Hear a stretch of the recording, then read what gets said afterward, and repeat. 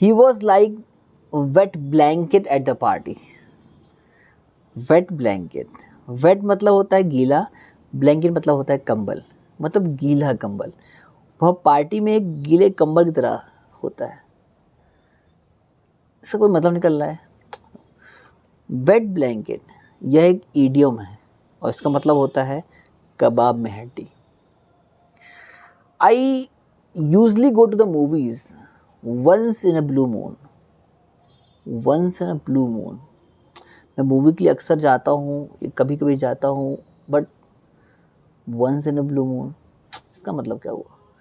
Once in a blue moon इसका मतलब हुआ बहुत कम।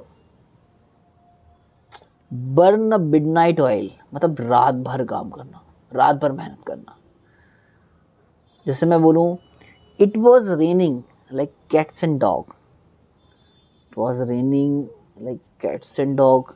रेनिंग तो हो रही है बट कैसी हो रही है? कैट्स एंड डॉग की तरह हो रही है। इसका मतलब क्या हुआ? कैट्स एंड डॉग, जब रेनिंग के साथ कैट्स एंड डॉग आता है तो इसका मतलब होता है मूसलाधार बारिश होना। तो कैट्स एंड डॉग क्या है? अगर इसका असल में मतलब में जाओगे तो कुत्ते और बिल्ली, कोई सेंस नहीं। बट ये एक ईडियम्स है। ईडियम्स होता क्या है? Idiom is a group of words which have a different meaning from its individual words. Idiom एक ग्रुप ऑफ वर्ड्स होगा, मतलब दो या दो से अधिक शब्द होंगे, मगर इसकी जो लिटरल मीनिंग होगी, क्योंकि शब्दों से अगर आप शब्दों पे जाएंगे, शब्द से बिल्कुल उलट मीनिंग होगी, बिल्कुल अलग मीनिंग होगी। तो बेहतर है कि आप ईडियम्स को लर्न कीजिए, याद कीजिए। ये आपको बेशक हेल्प करेगा इंग्लिश सही करने में।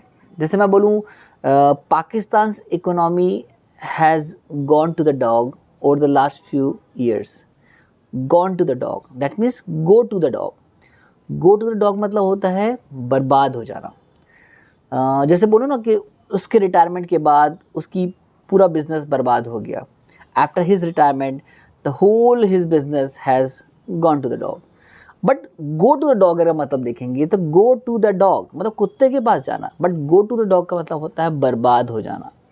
तो यह एक ईडियम्स है, इसको आप बेहतर है कि समझिए। ईडियम बहुत ही आसान होता है। जैसे मैं बोलूँ कि I am feeling under the weather.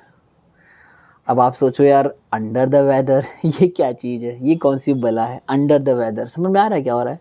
मैं I am feeling under the weather, no.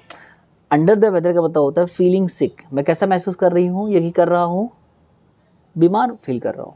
तो ये अंडर द वेदर का मतलब होता है बीमार फील करना, मतलब अंदर से आपको